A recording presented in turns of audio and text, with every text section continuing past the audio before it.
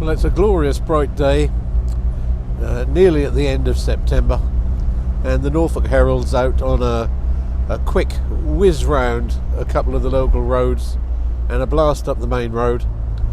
The last time we were out together, you may recall, I wasn't very happy with the sound quality, which was a bit distorted, so I'm trying something a little bit different here, and maybe that will have cured the problem, but we shall see. So we're just out for an aimless run around, really, so you can enjoy the scenery with me.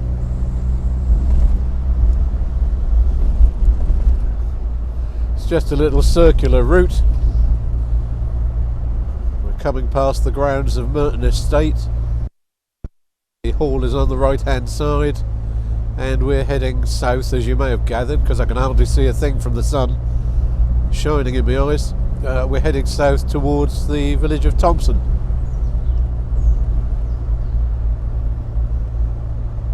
Those of you who've seen one of my previous videos, on the right hand side there we have the War Memorial, which was removed from Tottington to Thompson when the Stanford Battle Area land was taken.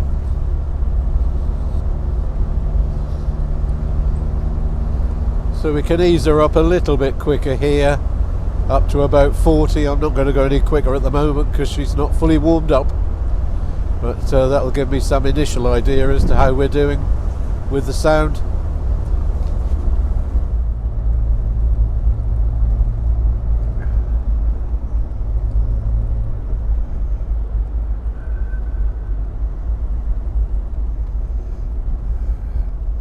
So we've just passed through the main village centre of Thompson.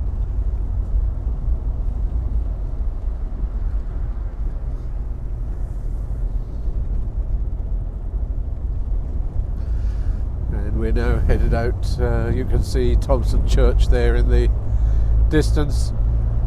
On the left hand side here, these fields have been acquired by the Woodland Trust, and there's some large woodland plantings going to be taking place. The villagers themselves have become involved and have volunteered to do a lot of the planting. I guess it's a bit early yet. There'll probably be another month before they start to plant.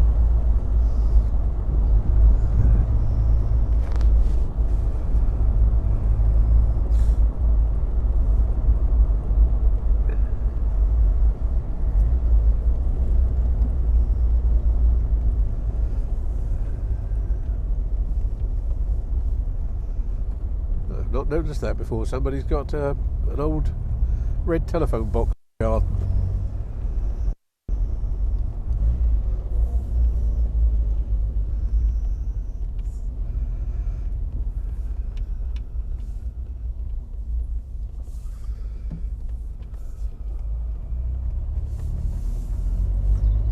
So attractive little village, Thompson. not a lot of through traffic because it's one of those villages on the edge of the battle area.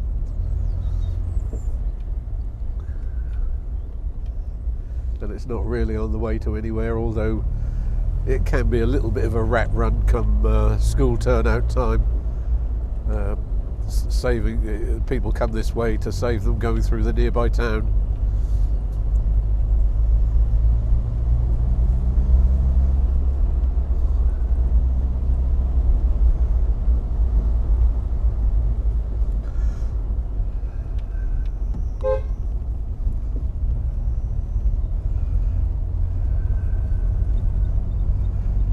I like to take things steadily around these country lanes.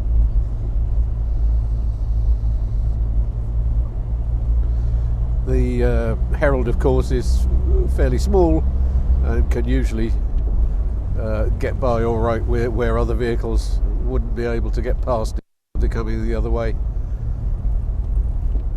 However, it seems as though lots of people nowadays require my share of the road as well as theirs, and the brakes on a 56-year-old car are not as good as those on a modern vehicle, so I have to give myself a little bit more time to pull up. So I'd sooner go slower and have a relaxed drive.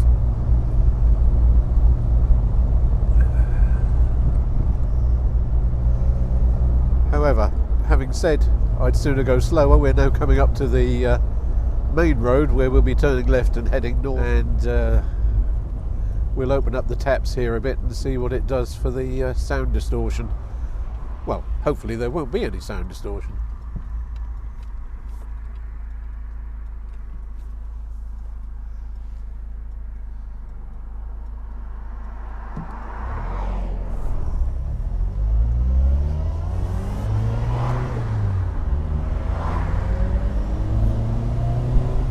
So this is the Herald 1360, the last iteration of the Heralds. So it's got the biggest engine that the Heralds had, 1300cc, which produces about 60 brake horsepower. It doesn't sound a lot, obviously, but just bear in mind that the Herald is a relatively lightweight car. In fact, to put it in a comparison, I was watching a video the other day where they pitted a Rolls-Royce Cullinan, which is the big people carrier off-road type vehicle that Rolls-Royce produce, and they pitted that against a Chinese, I can't remember the brand, but a large Chinese fully electric vehicle. And in giving some of the specifications, they were saying that they expected the petrol-powered Rolls-Royce would do better than the electric vehicle because of the weight of the batteries in the electric vehicle. And it turned out the weight of the batteries in this large electric vehicle is only very slightly less than the total weight of this Herald. It's no wonder our roads are getting battered about.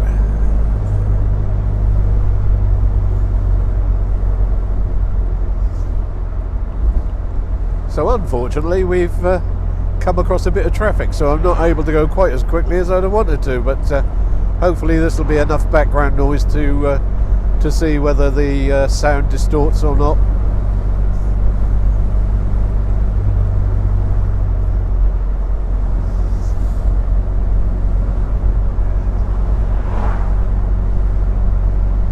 I'm happy to take the car up to 60, and occasionally I've approached 70 with it, but it's happier 45, 50-ish.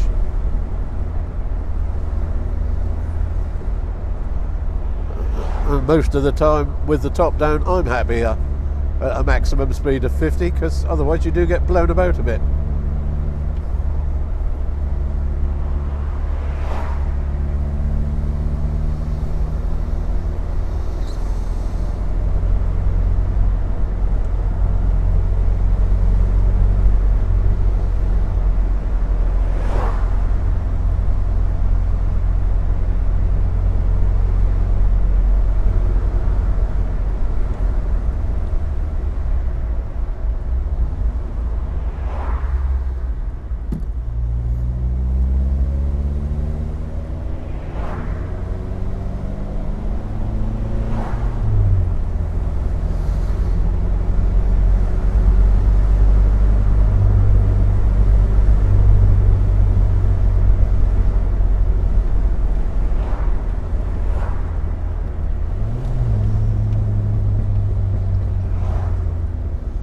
It's a bit childish of me, but I do like the popping on the overrun. I'll have to see how well that came out. If it didn't come out too well, I've got another idea up my sleeve as to how we can get a little bit more influence from the engine in the soundtrack, but that'll be a matter for another day.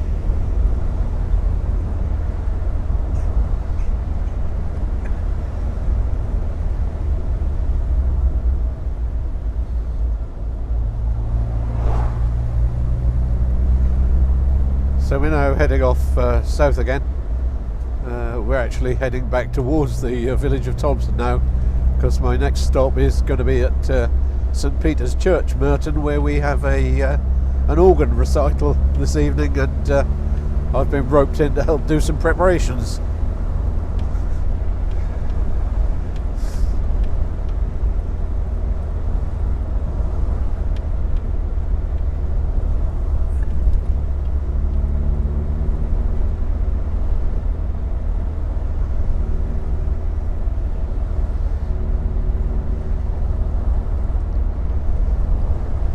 Nervously glances over his shoulder to make sure that the phone camera is still there and hasn't fallen off.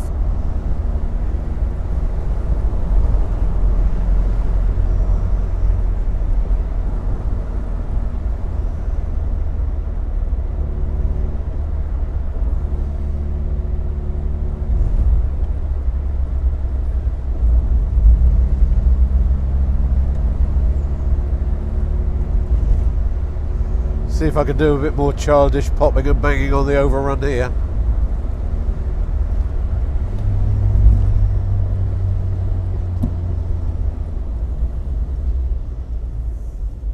Well, I can hear it.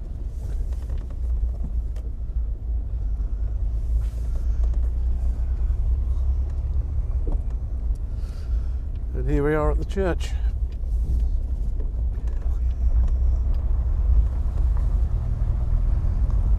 Well, I hope